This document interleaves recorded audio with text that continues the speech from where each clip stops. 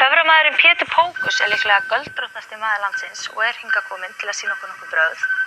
Pétur, þetta ekki bara fingrafimi, frekar en nokkuð annað? Jú, hefur mikið að gera. Þetta ekki allt bara í fötunum? Mest allt.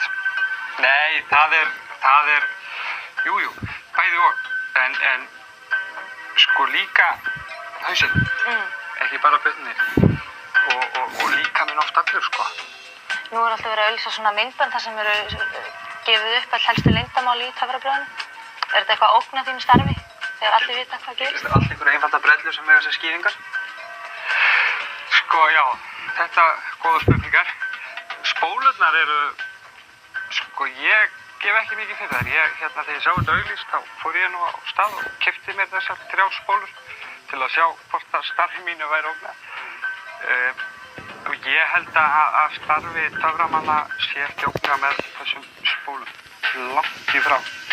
En auðvitað eru skýringar á öllu.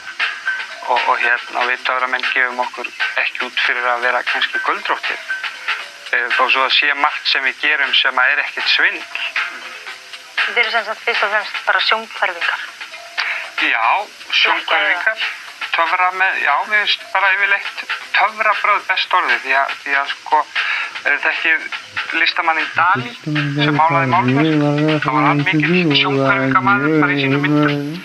Þannig að orðið sjónhverfing er dálítið annað heldur en töfrabrögð.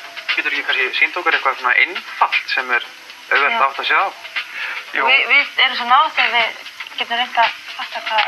Það er eiginlega smá saga með þennan lykil sem ég held á hérna. Ég bjó einu sinni í London og ef þið hafið komið þangað þá þekki ég stað sem heitir Camden Town. Þar er markaður yfirleitt helgar